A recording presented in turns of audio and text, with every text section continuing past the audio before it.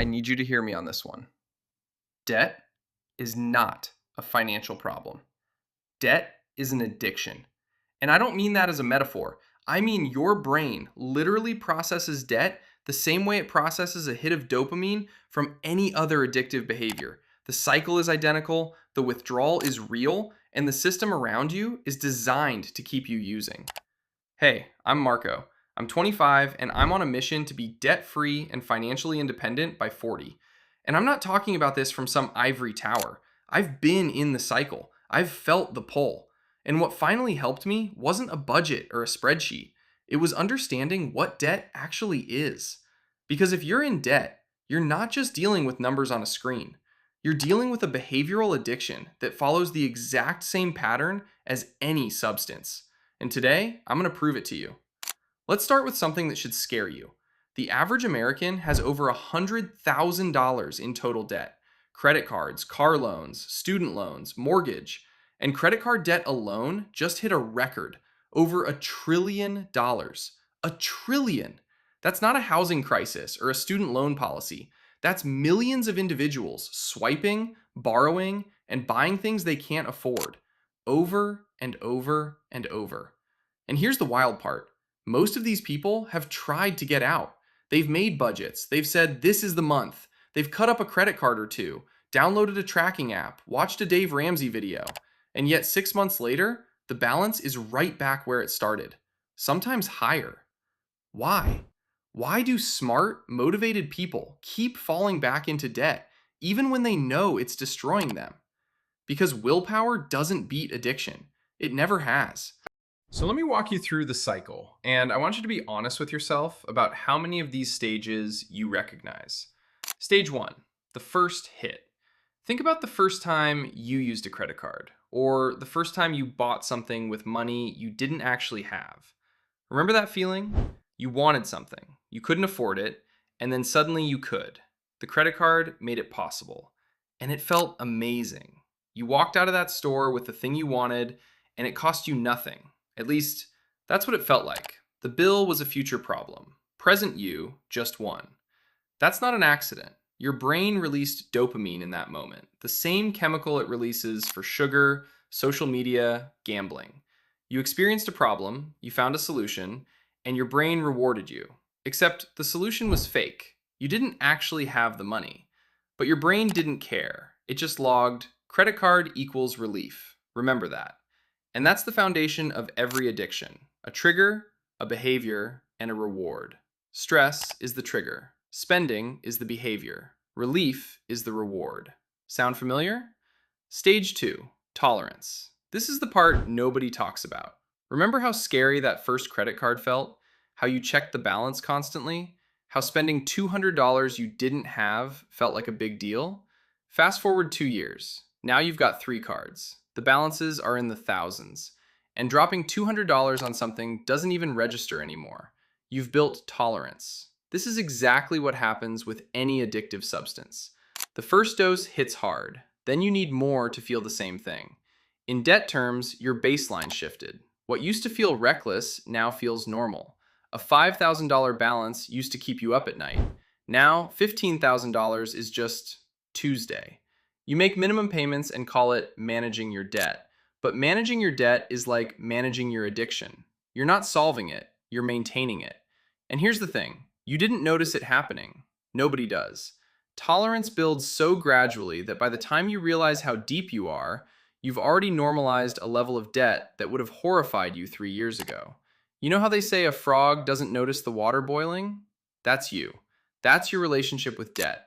The temperature kept rising, and it just started to feel like warm water. Stage 3, the cycle. Trigger, use, relief, guilt, repeat. Here's what a typical debt addiction cycle looks like. You have a bad day, stressful week at work, fight with your partner, car breaks down. Something happens that creates emotional pressure. That's the trigger. So you buy something. Online shopping at midnight, a nice dinner out, new clothes, doesn't matter what it is. The spending is the hit. And for a few hours, you feel better. You feel in control. You feel like you did something for yourself. Then the credit card statement arrives, or you check your bank account, and the guilt hits. the anxiety, the "why did I do that again" feeling. And now you're more stressed than before the purchase, which means you need another hit, another purchase, another moment of relief. That's not a budgeting problem. That is an addiction cycle. Trigger, use, relief, guilt, more stress, more use. It's the same loop whether we're talking about debt, alcohol, or anything else. The substance is different. The cycle is identical. And I'll be honest, I lived in this cycle. Not with anything dramatic, no maxed out cards or collections calls, just death by 1,000 swipes. A dinner here, a subscription there, something on Amazon at 1 a.m. I convinced myself I needed. Each purchase felt small, felt justified, but they compounded, just like interest compounds, except against me. And the worst part? I knew better. I'd read about budgeting. I understood compound interest. I knew what I was supposed to do. But knowing and doing are two completely different things when you're caught in a cycle. That's what addiction does.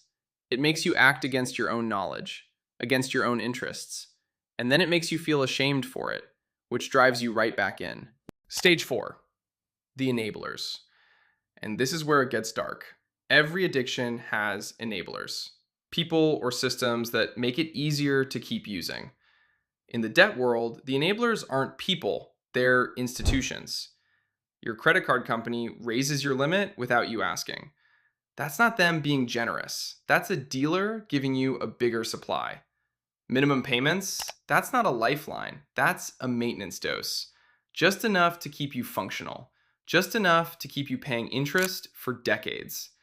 You pay $25 a month on a $3,000 balance and feel responsible.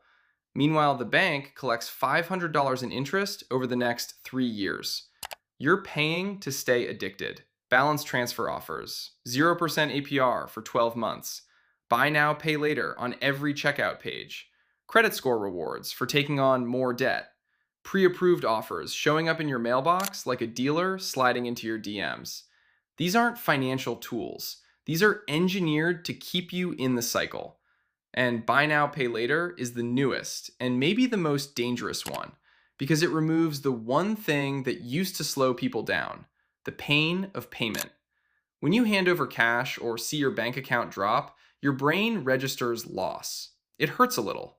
That pain is a natural break. Buy now, pay later eliminates that break completely. You get the dopamine of the purchase with zero immediate pain. The pain comes later, in 4 installments, with fees you didn't read about. It's the purest form of the drug. Think about it. If banks actually wanted you to pay off your debt, they'd lose billions. Their entire business model depends on you staying addicted. The interest you pay is their revenue. You being in debt is their product. And they have spent billions of dollars engineering systems to make sure you stay there. Stage 5, withdrawal. And this is why most people fail at getting out of debt. You decide to stop. You cut the cards. You make a budget. You commit. And for the first few weeks, it's brutal. Not just financially, emotionally. You see something you want and you can't buy it. Your friends go out and you stay home. There's a sale and you have to walk away. And your brain is screaming at you because you've taken away its coping mechanism. You've removed the thing it used to manage stress and discomfort, and it doesn't have a replacement yet. This is literal withdrawal. Your dopamine system is recalibrating. It's used to getting regular hits from spending. Now it's not getting them. So you feel anxious, irritable, deprived, and every fiber of your brain is telling you, just this once, just one purchase. You deserve it.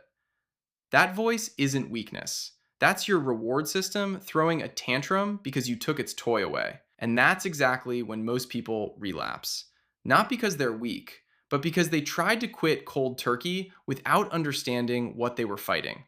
You wouldn't tell an addict to just stop and expect it to work, but that's exactly what every budgeting guide tells you to do with debt. They hand you a spreadsheet and say, here, just spend less. That's like handing someone a journal and saying, here, just be less addicted. It doesn't work because it doesn't address what's actually happening in your brain. So how do you actually break the cycle? Not with willpower, with systems. The same way real addiction recovery works. First, Identify your triggers. What emotional states drive you to spend? Stress, boredom, loneliness, social pressure? You need to know your triggers because you can't fight what you can't see. Start tracking not just what you spend, but how you felt when you spent it. For 1 week, every time you buy something that isn't a necessity, write down the emotion that was driving it. You'll see the pattern fast. And once you see it, the spending loses some of its power. Second, remove access. This is the equivalent of removing the substance from your house. Delete saved credit cards from your phone. Unsubscribe from marketing emails. Delete shopping apps. Unfollow brands on social media. Make it physically harder to act on impulse. Addiction thrives on convenience. Kill the convenience. Third, replace the behavior. This is the one most people skip, and it's the one that matters most. You can't just remove the coping mechanism. You need a new one. When the trigger hits, you need somewhere else to go. Exercise, a walk, calling a friend, writing it down, even just waiting 24 hours before any purchase over $30. Anything that gives your brain a small dopamine hit without costing money. The goal isn't to eliminate the need for relief, it's to redirect it. Fourth, taper instead of cold turkey. If you're deep in the debt cycle, going to zero spending overnight will trigger withdrawal so hard you'll relapse. Instead, set a small release valve budget, $50 a month for guilt-free spending. It sounds counterintuitive, but it keeps you in the game long enough for the new patterns to form. And fifth, change your environment. If your friends normalize debt, if your social media feeds are full of buy now, pay later ads, if your entire world is set up to keep you spending, you need to change the inputs. Unfollow the accounts that trigger you. Start consuming content about financial freedom instead. Surround yourself with people who are building, not spending. Let me leave you with this. If you're in debt right now, you are not irresponsible. You are not bad with money. You are not lazy or undisciplined or financially illiterate. You are caught in a cycle that was literally engineered to trap you. Banks designed it, advertisers fuel it, and your own brain chemistry keeps you in it. You were set up to fail from the first swipe. But here's the thing about cycles. They can be broken, not by trying harder, not by feeling worse about yourself, but by understanding the addiction for what it is and building systems that are stronger than the impulse. You didn't choose to get addicted to debt. Nobody wakes up and says, "I'd like to owe $20,000 on credit cards, please." It happens slowly, one swipe at a time. One, "I'll pay it off next month" at a time. One, "I deserve this" at a time. Until you're in so deep that it feels permanent. But it's not permanent. The cycle can be broken. Not overnight, not easily, but it can be broken. Identify the triggers, remove the access, replace the behavior, taper the spending, change the environment. That's not a budget. That's a recovery plan. And recovery works. And I'll be real with you, I still catch myself sometimes. I'll have a rough week and my thumb drifts toward that shopping app before I even realize what I'm doing. The pull doesn't disappear overnight, but now I can see it, I can name it, and most of the time, that's enough to stop it. That's the difference. Not perfection, awareness.